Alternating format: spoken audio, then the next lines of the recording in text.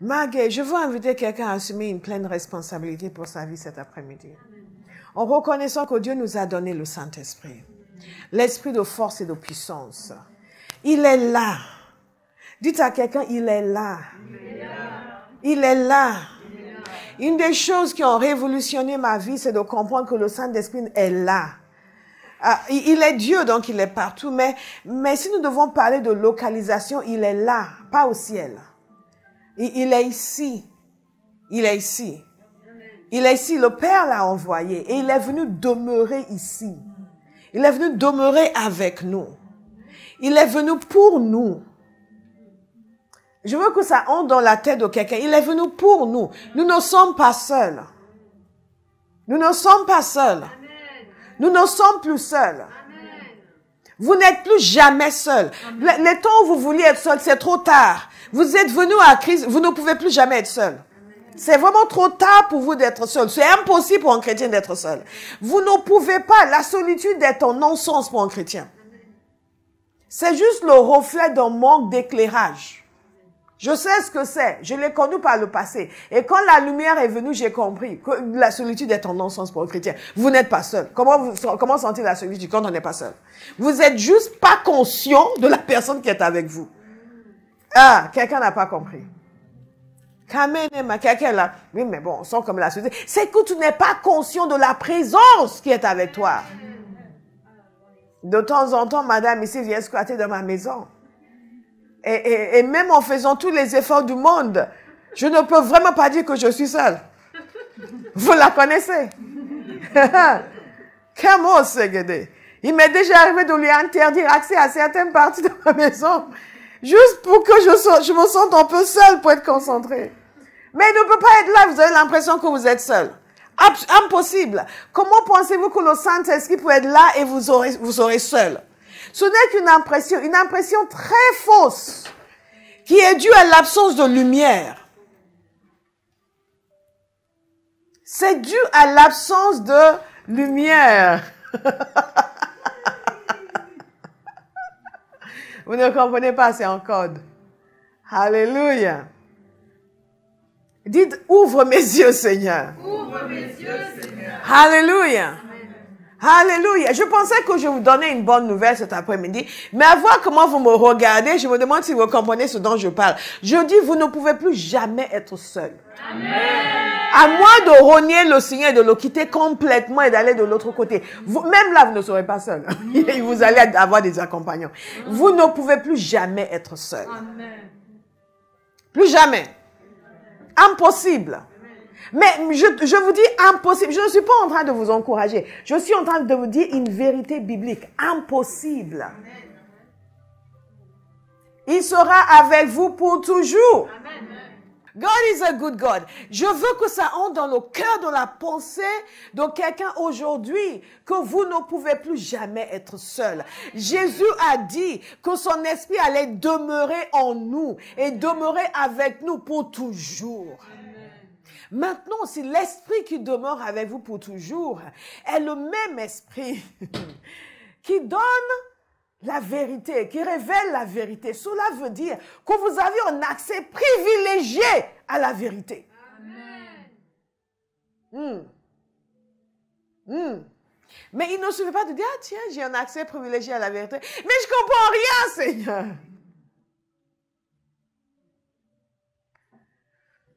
Il y a une raison pour laquelle certaines personnes commettent beaucoup d'erreurs et certaines personnes en commettent moins, tout en n'étant pas parfaites.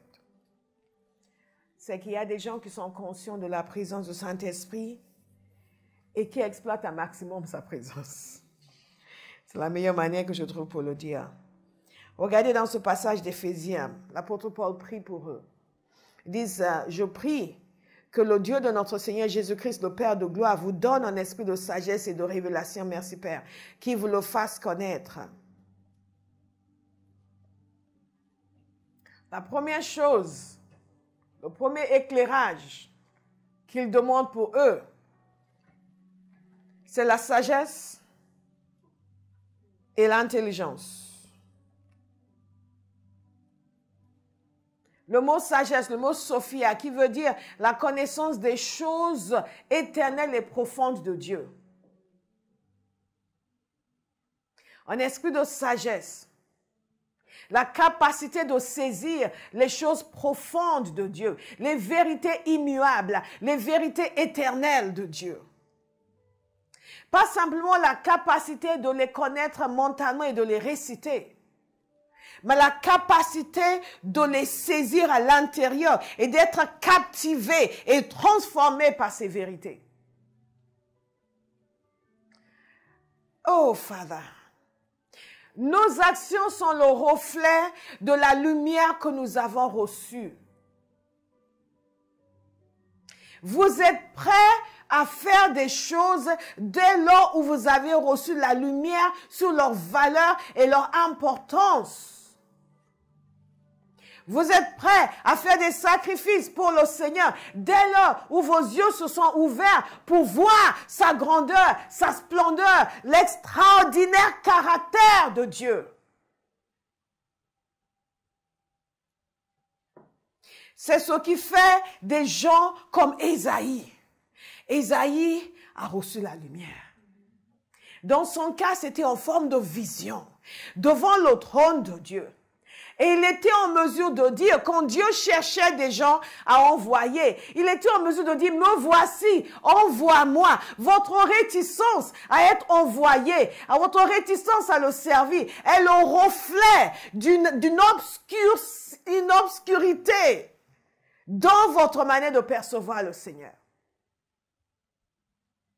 Bien sûr, il y a des gens qui ont mauvais caractère, mais ce n'est pas nécessairement parce que les gens ont mauvais caractère. C'est juste parce qu'ils ne voient pas ce qu'ils sont censés voir. Ésaïe, quand il a vu cette gloire, cette splendeur, et il savait que Dieu cherchait quelqu'un, qu'est-ce qu'il a dit? Me voici, envoie-moi. Mais il n'a pas demandé que Dieu l'envoie parce qu'il pensait que ça allait être glorieux, qu'il allait avoir un titre et qu'il allait pouvoir accéder au micro, à conduire, à diriger, comme beaucoup de gens qui veulent servir dans l'église. Ils veulent en poste de dirigeant, en poste microphoné, en poste... Non! Ésaïe lui-même a dit, malheur à moi, je demeure au milieu d'un peuple aux lèvres impures. Vous comprenez? Il était conscient du fait que son peuple, c'était des gens difficiles. Des gens qui ne cherchaient pas nécessairement Dieu. Donc, il n'avait pas d'illusion sur l'ampleur de la tâche qui allait lui être confiée. Il n'avait pas d'illusion sur la difficulté qui l'attendait. Vous recueillez beaucoup d'adhésion avant que les difficultés ne se manifestent. Dès que les difficultés commencent à se manifester, vous voyez tout de suite qui a la lumière et qui ne l'a pas. Nous envoyons une équipe pour aller évangéliser à Besançon. Tout le monde est partant. Jusqu'à ce que des problèmes commencent à venir, des oppositions commencent à venir dans la vie des uns et des autres. Et tout d'un coup, ils disent, oui, mais bon, finalement, je ne sais pas. 30 personnes se portent volontaires. Finalement, il n'y a que 5 qui y vont. Parce que les autres, en fait, n'étaient pas éclairés. Ils étaient juste enthousiasmés provisoirement. Et donc, dès que les difficultés ont commencé, ils ont reculé.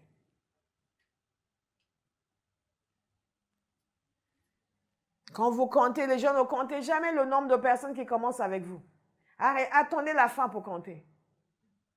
Parce que la majorité des gens sont poussés par un enthousiasme présent, mais ne sont pas poussés par une révélation de Dieu. Une révélation de Dieu, de la volonté de Dieu et des voies de Dieu. C'est juste le feeling et l'ambiance. Et notre génération de chrétiens doit revoir sa copie. Si nous allons toucher notre génération, nous allons devoir mettre sur nous-mêmes l'exigence de voir ce que nous sommes censés voir, afin de vivre comme nous sommes censés vivre. Nous ne sommes pas les malades de Dieu. Nous sommes les enfants de Dieu. Il nous restaure et il nous guérit. Et il veut que nous soyons en forme et en bonne santé.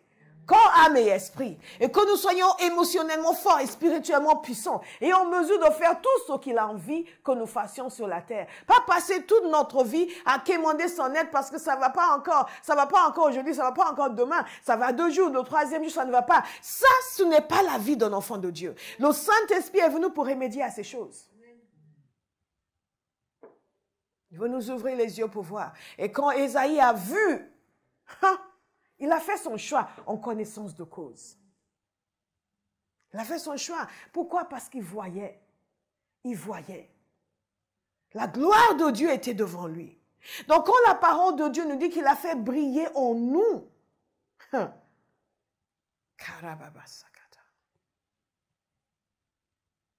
il a fait briller en nous la splendeur de la gloire de Dieu. Ça veut dire qu'il a mis à l'intérieur de nous la capacité de voir la même splendeur que Ésaïe a vue avec ses yeux. Nous pouvons voir avec nos cœurs. Réveillez-vous, Abba House.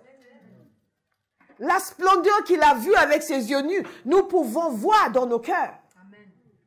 Thank you, Jesus. Merci beaucoup. Nous pouvons voir dans nos cœurs. Et par là, être tellement transformés par cette vision de Dieu que nos vies en soient impactées. Amen. Quelqu'un va se libérer de la cécité. Amen. Vous devez vous libérer de la cécité. Sinon, vous allez de ces chrétiens qui vont de réunion en réunion. Votre bien-être est lié à la dernière réunion. Tant que les effets de la dernière réunion sont passés, votre bien-être est parti avec. Bien aimé, je vois ça depuis des années dans l'Église. Le Saint-Esprit est venu pour nous éclairer. Et quand nous voyons, nous sommes solidifiés. Que Dieu vous permette, pas calciner, solidifier. Qu'il illumine les yeux de votre cœur pour que vous sachiez quelle est l'espérance qui s'attache à son appel. En d'autres termes, Paul est en train de dire ici à Dame Colette qu'elle est ignorante, qu'il y a une dimension de l'espérance liée à l'appel de Dieu sur sa vie qu'elle ne reconnaît pas. Et donc, il est en train de prier pour elle, pour que Dieu, dans sa miséricorde, lui permette de voir cette espérance qui est liée à l'appel de Dieu sur sa vie. D'abord, savoir que Dieu l'appelle, qu'il y a un appel de Dieu sur sa vie, et donc tout ce qui est autour de cet appel, toute la gloire, l'espérance, la pensée de Dieu autour de cet appel sur sa vie, qu'elle puisse en prendre conscience, qu'elle soit éclairée. Et chacun de nous, c'est le cas. Mais nous passons nos vies occupées par « Seigneur, il faut que je paye mon loyer, il faut que je paye ma maison. Seigneur, il faut que je puisse dormir la nuit parce qu'il y a des esprits qui viennent me déranger. Seigneur, il faut que je puisse avoir la faveur de mon patron. Seigneur, il faut que je... » Non, mais il y a des choses essentielles sur lesquelles nous sommes totalement dans l'obscurité. Et les conséquences se manifestent dans les mauvais choix que nous faisons chaque jour. Quand elle est consciente de l'espérance qui s'attache à son appel, il y a des choses qu'elle va faire, il y a des choses qu'elle va penser qui seront différente de ce qu'elle aurait pensé ou fait si elle n'avait pas cette conscience. Mega mono de. Magereba. Est-ce que quelqu'un peut demander ça au Seigneur aujourd'hui? Il dit, Père, que je sache quelle est l'espérance qui s'attache à mon appel. À ton appel, plutôt. Parce que dans les moments où les choses ne sont pas allées dans le sens où vous voulez, quand vous avez cette conscience de l'espérance qui s'attache à cet appel, vous maintenez le cap. Vous dites, tout ça c'est provisoire, ça va passer. Et pendant que ça passe, je continue de me réjouir dans le Seigneur. Je ne vais pas perdre les nuits de sommeil. Oh Seigneur, je sais, mais regarde ce qui se passe. Il n'est pas aveugle, il a vu. C'est nous qui ne voyons pas. Oui, mais je sais pourquoi ça c'est. Mais je ne comprends pas. Mais Seigneur, il y a des discours qu'il ne faut plus tenir avec Dieu. Mais décidez qu'il y a certains discours qui ne vont plus exister entre vous et le Seigneur. Je dis, Seigneur, qu'est-ce que tu fais? Je ne vois pas ce que tu fais. Mais pourquoi je vis cela? Pourquoi vous ne vivrez pas cela? Au juste. Dites-lui, Seigneur, illumine les yeux de mon cœur. Que je vois quelle est l'espérance qui s'attache à mon appel. À ton appel sur ma vie. Illumine les yeux de mon cœur. Montre-moi ce que je dois voir. Dans toutes circonstances de la vie, la première chose, Seigneur, montre-moi ce que je dois voir. Avant d'avoir une opinion, avant de me plaindre, avant de rouspéter, Seigneur, qu'est-ce que toi tu penses? Qu'est-ce que je suis censé voir? Qu'est-ce que je ne vois pas dans cette situation que je dois voir? Qu'est-ce qui est sur ton cœur Nous tirons des conclusions trop hâtives. Nous prenons des décisions trop vite sur la base de notre ignorance. Seigneur, montre-moi parce que... Hey. Quelle est la richesse de son glorieux héritage au milieu des saints? Dieu a un héritage au milieu de nous. Et cet héritage est glorieux. Il a un héritage dans la vie de la dame ici présente. Et vous ne pouvez ne pas avoir cette impression. Vous dites, oui, mais bon, moi, je ne sais pas quel héritage Dieu peut vraiment avoir. Parce que bon, regardez tout ce qui se passe ici. Moi, je ne sais pas. Hein, moi, j'ai mis un barrage, mais quand même. Non, mais quand je dis, montre-moi, quel est ton héritage glorieux au milieu de nous. Vous savez que c'est une autre façon de penser que ce que l'on pense d'habitude. D'habitude, on est là pour dire, ah, le frère a la sono, là, pourquoi il ne réagit pas vite quand le son de micro de pasteur ne fonctionne pas? Mais je ne comprends pas pourquoi ceci et pourquoi cela. Mais je ne comprends pas, mais je ne sais pas pourquoi ceci, pourquoi cela. Évacue ses pensées. Dites à quelqu'un, évacue ses pensées. Évacue ses pensées. Évacue ses pensées. Évacue ses pensées. Et demande au Seigneur, quelle est la richesse de ton glorieux héritage au milieu de Abba House? Quelle est la richesse de ton glorieux héritage? Alléluia. Quelle est la richesse de ton glorieux héritage? Amen. Et regardez la troisième chose sur laquelle ils doivent être éclairés. La troisième chose, c'est ceci. Quelle est l'infinie grandeur de sa puissance qui se manifeste avec efficacité par le pouvoir de sa force envers nous qui croyons. Si vous avez du mal à le comprendre, il y a une raison. C'est qu'il essaie de dire beaucoup de choses. Il est tellement pris, il est tellement saisi par cette révélation.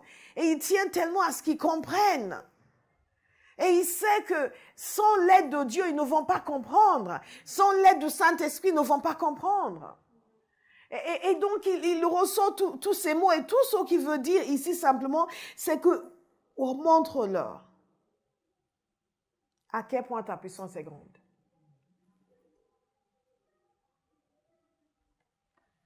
Cette puissance qui agit dans la vie de ceux qui croient.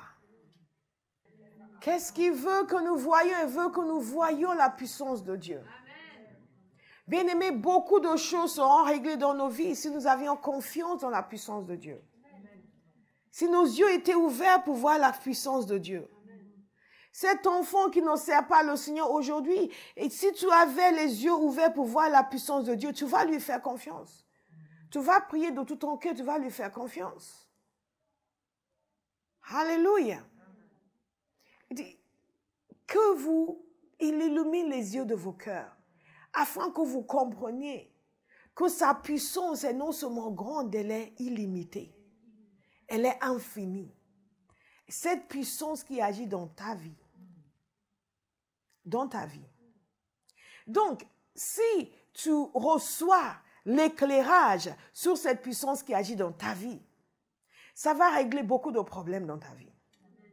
Ça va régler des soucis de oui, mais Seigneur, comment je vais faire pour ça? Comment je vais faire pour ça? Comment je vais faire pour ça? Comment je vais faire pour ça? Tu seras habité pleinement par la conscience de sa puissance qui agit en toi, qui agit en ta faveur, et tu verras que cette puissance est infinie et illimitée. Amen. Par conséquent, quel que soit ce qui se produit, ta réaction, par défaut, c'est la puissance de Dieu. Amen. La puissance de Dieu. On déclenche la puissance. Dites, on déclenche. On déclenche la puissance. On déclenche la puissance. On déclenche la puissance. On déclenche la puissance. On déclenche la puissance. On déclenche la puissance. On déclenche la puissance. Tu as mal de tête, qu'est-ce qui se passe? Tu as mal au ventre, qu'est-ce qui se passe? Tu as des problèmes au travail, qu'est-ce qui se passe? Hey! Tu as des problèmes dans la famille, qu'est-ce qui se passe? Tu as des prières pour lesquelles tu n'as pas encore des réponses. Qu'est-ce qui se passe? On déclenche la puissance. Tu vas essayer de gagner quelqu'un en crise. Qu'est-ce qui se passe? On déclenche la puissance. Tu as des soucis qui te gardent éveillé la nuit. Qu'est-ce qui se passe? On déclenche la puissance. Tu as des défis dans ta vie. Qu'est-ce qui se passe? On déclenche la puissance. Tu vas voir des situations qui ne semblent pas se régler. Qu'est-ce qui se passe? On déclenche la puissance. On déclenche la puissance. On déclenche la puissance. On déclenche la puissance. On déclenche la puissance.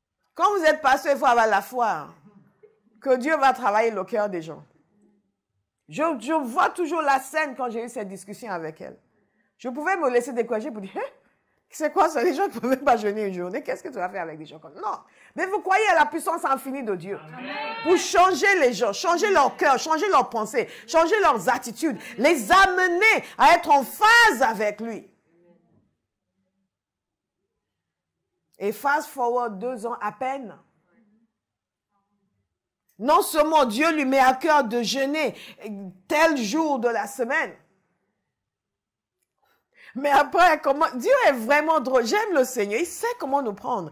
Il lui a pas dit au début, tu vas faire 40 jours de jeûne. Il ne lui a pas dit, n'est-ce pas? Elle a commencé son jeûne le lundi. Il lui a dit, continue jusqu'à ce que l'église commence. Et il lui a pas dit qu'elle allait continuer après. N'est-ce pas? C'est important pour nous d'être malléables entre les mains du Seigneur. Il y a des gens qui s'y croient trop, ils pensent qu'ils sont trop intelligents. Donc, mais Seigneur, mais il fallait me dire, mais ceci, si vous êtes comme ça, vous n'irez pas loin avec le Seigneur.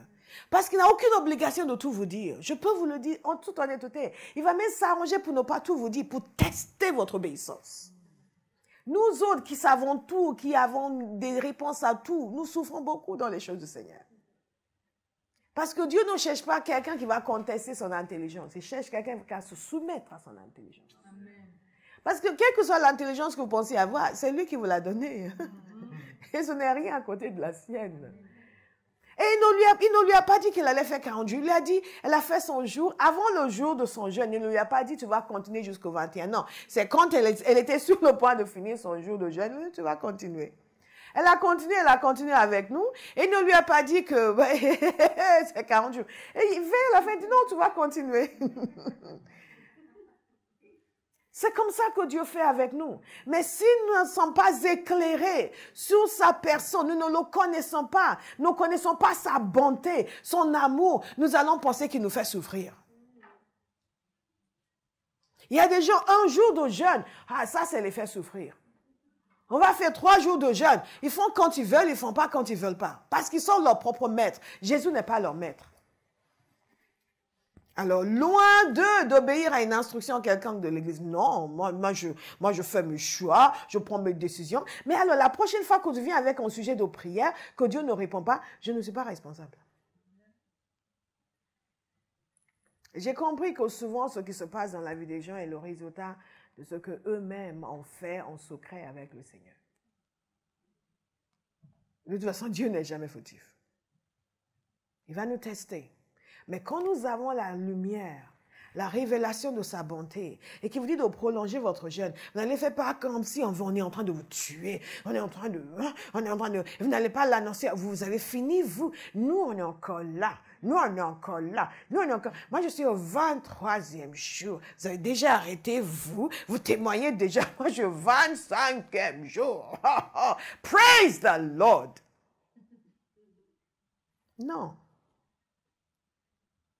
Apprenez ceci de cette histoire, de son témoignage. Dieu va nous tester. Il va tester votre obéissance, votre soumission. Personne ne réussit sa vie chrétienne en étant son propre chef. Vous comprenez? Le Saint-Esprit est le patron.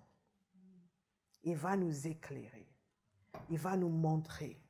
Il va nous ouvrir les yeux. Il va nous aider petit à petit. On avance petit à petit. Quand vous voyez le Seigneur, vous allez lui obéir. Quelqu'un va prier cet après-midi. Vous allez demander, dans un domaine spécifique de votre vie, révèle-moi ta puissance. Révèle-moi ta puissance. Dans ce domaine qui est un problème pour moi,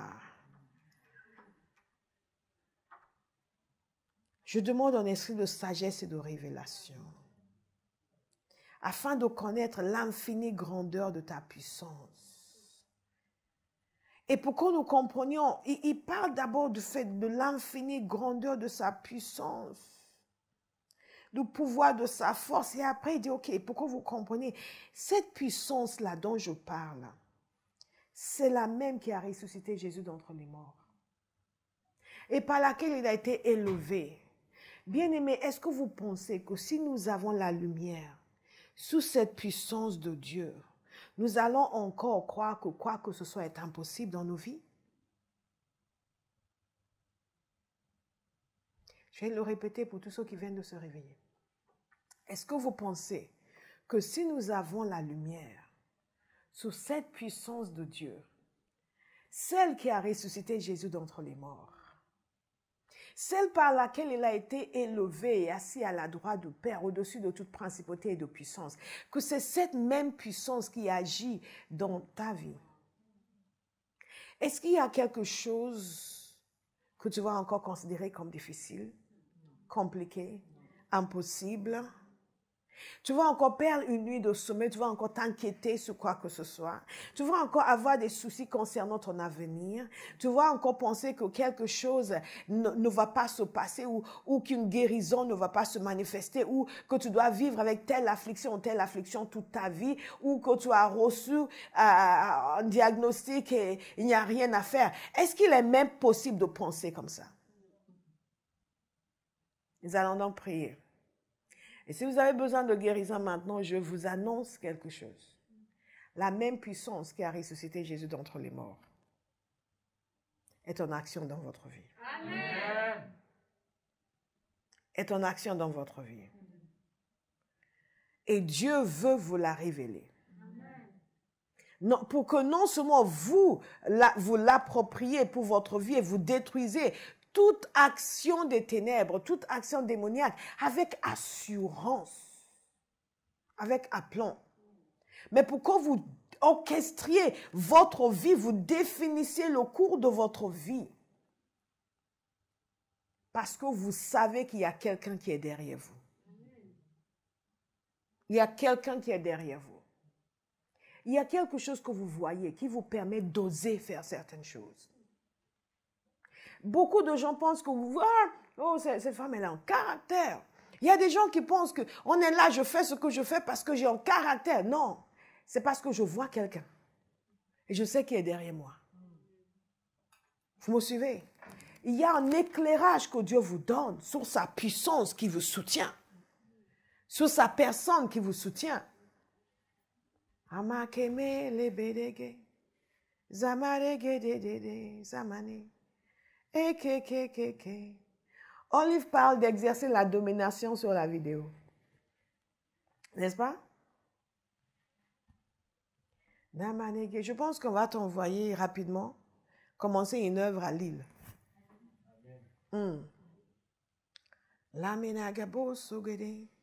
Tu vois, ça va se causer avant de vraies batailles.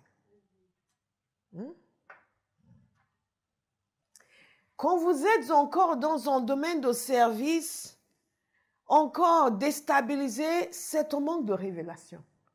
C'est un manque de lumière.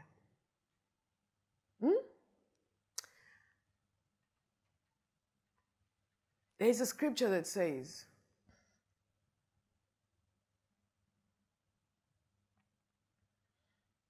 I'm trying to remember the exact. I know the scripture so well, it's escaped me. Littéralement, ce verset veut dire que si tu tombes quand tu es face à des hommes, des soldats à pied, que feras-tu face aux cavaliers? Vous me suivez? Parce que beaucoup d'entre vous, vous avez des petites choses à faire et c'est trop compliqué, c'est trop difficile, c'est que c'est grave. Oh, parce que vous n'imaginez, vous savez pas ce que c'est. Pardon. Excuse me?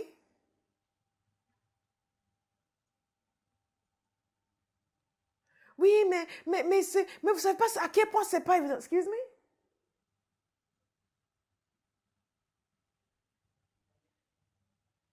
Bien aimé, il y a quelque chose que vous voyez qui vous amène à dominer. Dominer sur la chair, dominer sur la peur, dominer sur les circonstances, dominer sur les mauvaises pensées. Dominer sur la réticence, dominer sur la crainte, dominer sur la paresse. Mais si vous ne voyez rien, vous ne voyez pas la puissance de Dieu qui est à votre disposition, vous allez estimer que votre cas est différent. Et que non, c'est pas ça. En fait, c'est que vous comprenez pas. Oui, on a vu à quel point tu portes le poids du monde sur ton épaule. On a vu. On a vu. On a vu. Il y a des gens qui portent dans la vie est supérieur à ce que vous tous vous portez, multiplié par 10. Mais ils sont en forme. Pourquoi? À cause de la lumière. Ce qu'ils voient. Vous voyez Dieu chaque jour. Vous voyez Dieu chaque jour. Vous voyez Dieu chaque jour. Vous voyez Dieu chaque jour. Vous n'allez jamais capituler. Bien-aimés, au lieu de chercher constamment à chasser, cherchez à poursuivre. Amen. Poursuivez le Seigneur, vous aurez moins de démons à chasser. Amen. Cherchez à le connaître, à vivre avec lui, tout le temps dans sa présence. Il y a des choses qui vont disparaître. Amen. Makama, je veux te voir, Seigneur. Je veux connaître ta puissance qui agit en moi. Qui agit en ma faveur, qui agit dans ma vie, qui agit dans mes circonstances, qui change les cœurs en ma faveur, qui transforme les situations en ma faveur, qui me permet de te servir, qui me permet de marcher dans la bonne santé, qui me permet d'accomplir ta volonté. Alléluia. La manière dont vous réagissez quand vous êtes face à la première montagne va déterminer si oui ou non vous allez pouvoir passer de l'autre côté. Parfois, la première montagne qui arrive, nous capitulons. Vous n'allez plus capituler. Amen. Vous allez affronter les défis et les difficultés. Vous allez trouver des solutions à des situations qui paraissent à d'autres d'être intractables ou intraitables. Vous allez trouver la solution. Parce que vous voyez quelqu'un et lui, il a toute la sagesse dont vous avez besoin. Bien-aimés, nous devons voir. Amen. Voir. Voir, il y a des choses qui viennent sur nous, des maladies qui viennent sur nous, parce que nous ne voyons rien. Ça vient de, oh, je ne sais pas, j'ai encore tous ces problèmes, je pensais que c'était parti. Satan va dire, mais tu pensais que c'était parti où? Ça irait où? Mais c'était juste sous-jacent. C'est comme ça, on t'avait dit. Hein? Ça reste sous-jacent et de temps en temps, ça va se manifester. Et vous, vous êtes là, ah ouais. Mais quand vous voyez que par ces meurtrissures, vous avez été guéri. Dis non, non, non, non. Il n'a pas dit par ces meurtrissures, c'est resté sous-jacent. Dis non, par ces meurtrissures, j'ai été guéri. En autre terme, ça part et ça ne revient pas. Je suis en train de dire ça pour quelqu'un aujourd'hui. Ces maux de tête, ça part et ça ne revient pas. Cette migraine, ça part et ça ne revient pas. Ah, vous n'êtes pas convaincu? Ça part et ça ne reviendra pas. Ça part et ça ne reviendra pas. Ça part et ça ne reviendra pas. Ce que Dieu a enlevé de votre vie est parti pour toujours. Et ça ne reviendra pas. Amen. Les esprits qui ont été chassés de votre vie sont partis pour toujours. Ils ne reviendront pas. Et s'ils devaient essayer, vous avez la lumière. Vous avez vu quelque chose. Vous avez vu la puissance de Dieu. Donc vous vous levez comme un homme en colère. Et vous dites dégagez. Dégagez. Dégagez. Dégagez. Dégagez. Pas avec des larmes, ni des pleurs, ni des craintes, ni des inquiétudes, mais avec une colère sainte. Parce que vous avez reçu la lumière. Au nom de Jésus. Nous allons nous lever, nous allons prier.